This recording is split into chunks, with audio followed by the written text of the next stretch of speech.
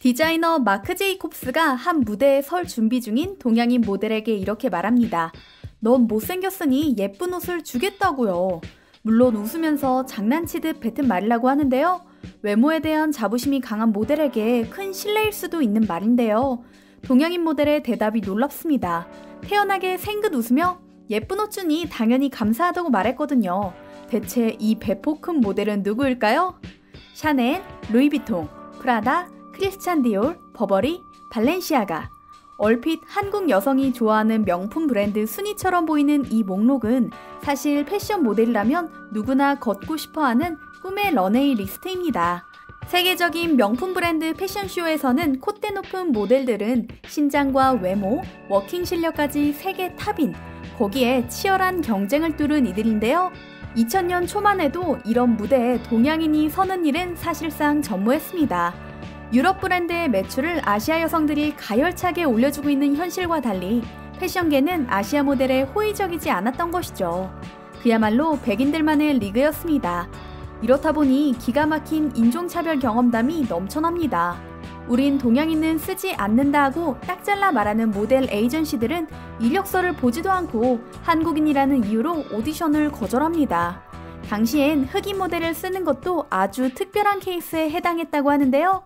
프라다의 경우 1997년 나오미 캠벨을 패션쇼에 세워 화제가 될 정도였으니까요. 이런 상황에서 포기하지 않고 패션계의 유리천장에 몸을 부딪혀 깨부순 한국인이 있습니다. 2005년 미국판 보그 촬영 한 번으로 이름을 알린 후 해외 유명 패션쇼에 7년 동안 꾸준히 선 유일한 한국인.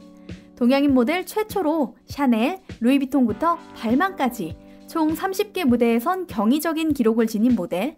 세계 모델 랭킹 16위에 든 톱 모델 해박입니다. 해박은 특유의 동양적인 마스크에 178cm의 훤칠한 키, 메이크업에 따라 휙휙 바뀌는 분위기 등 모델로서 무한한 매력을 가졌다고 평가받았지만 동양인이라는 이유로 힘겨운 무명 시절을 보내야 했는데요. 이름이 알려지기 시작한 초창기에도 그녀가 겪은 인종차별 경험은 셀 수 없이 많았습니다. 한 명품 브랜드 광고 메인 모델로 발탁된 해박은 스케줄을 듣고 촬영장을 찾았지만 아무도 그녀를 부르지 않았다고 합니다. 알고 보니 평소 인종차별적 성향이 강했던 광고 스타일리스트가 일부러 그녀를 부르지 않았던 것이죠. 거기에 런웨이에서도 일부러 예쁘지 않은 옷을 입히거나 순서를 뒤로 미루는 일 등 비일비재했습니다. 한 스타일리스트는 디자이너에게 옷을 다 입혀봤는데 어울리는 것이 하나도 없었다고 거짓말까지 했다는데요.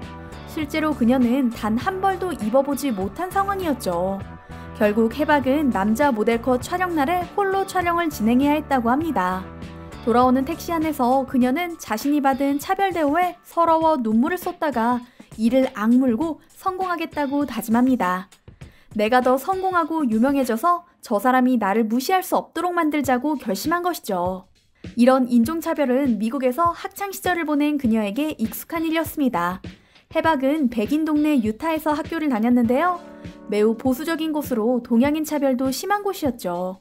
무시당하지 않으려고 이를 악물고 공부한 그녀는 결국 고등학교 전교 1등을 했습니다. 그런데 시민권자가 아니라는 이유로 2등 장학금만 받게 되죠. 학교 교장 선생님이 직접 미안하다고 말했을 정도였다고 합니다. 해박이 동양인이라고 무시한 이들은 곧 자신들의 행동을 후회하게 되는데요. 그녀가 몇 년 지나지 않아 마크 제이콥스, 안나 수이, 발렌시아가 등 유명 디자이너들의 러브콜이 끊이지 않는 패션계의 뮤즈로 발돋움했기 때문이죠. 보통 모델 수명은 2~3년에 불과합니다. 런웨이를 7년간 꾸준히 오른 해박 같은 케이스는 매우 드물죠. 해박의 무명 시절 그녀를 구박하고 천대했던 업계 관계자들은 7년은 마음을 졸였을 것입니다. 다른 동양계 모델에게 함부로 하지 못했을 거고요. 더군다나 그녀를 필두로 한혜진, 장윤주 등의 모델들이 속속 런웨이에 진출하게 되면서 동양인 모델에 대한 인식도 점차 바뀌어갑니다. 실제로 한 TV 프로그램에 나온 한혜진은 해박과는 동지였다. 전쟁터에서 이미 라이벌 수준을 뛰어넘는 동지였다고 말한 적이 있는데요. 두 사람은 항상 중국, 일본 모델들보다 잘하자고 다짐했다고 합니다. 한 패션쇼에서 동양 모델을 딱 2명 뽑았는데 해박과 한혜진, 즉 한국인만 뽑힌 결과까지 나왔죠. 이 일을 회상하던 한혜진은 금메달 2개를 딴 기분이었다고 말했는데요. 이들이 어떤 마음으로 무대에 섰는지 짐작하게 되는 부분입니다. 해박 이전에 동양계 모델이 아예 없었던 것은 아닙니다. 일본의 탑 모델 아이토미나가 동양 모델로서 런웨이에 섰다고 하는데요.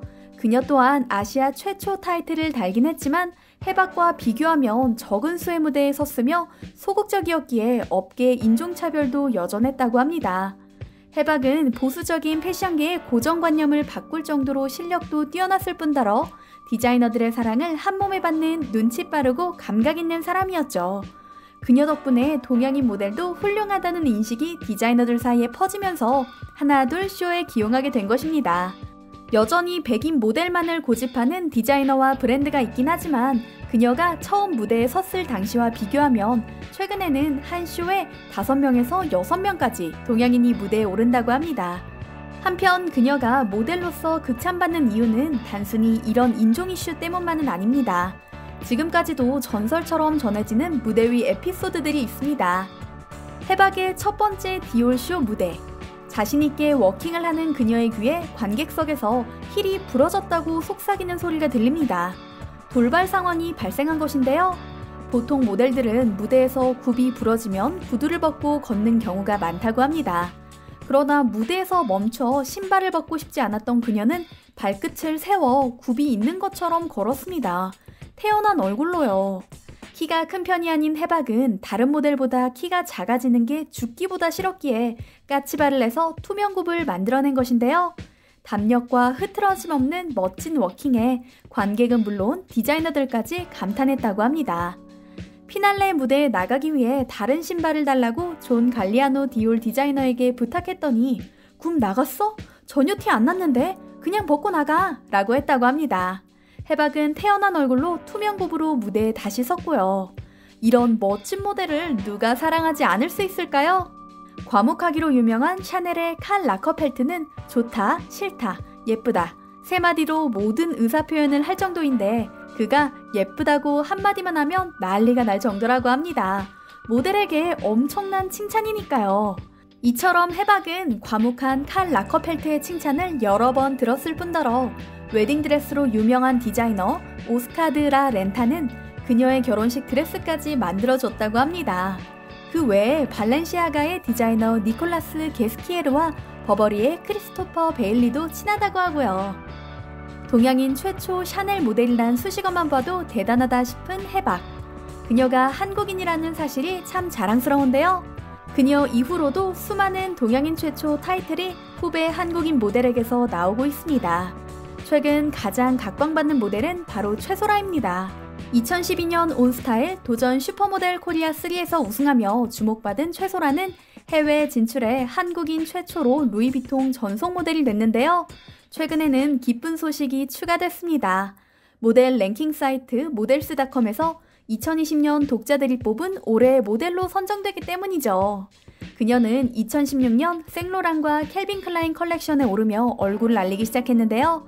깡마른 서양인 모델만 기용하는 캘빈 클라인 런웨이에 오른 동양인 최초 모델이었습니다. 선배인 해박도 서보고 싶다고 했던 바로 그 무대였죠. 대선배의 염원을 후배 최소라가 이룬 셈입니다. 한국인 모델들을 향해 세계적인 디자이너들은 이렇게 평가합니다. 얼굴과 신체 요건, 워킹이 완벽한 데다 늘 겸손하다. 끈기가 강한 데다 성공을 향한 집념도 엄청나다라고요. 한국인 모델들의 질주, 과연 어디까지 이어질지 기대되는 순간입니다.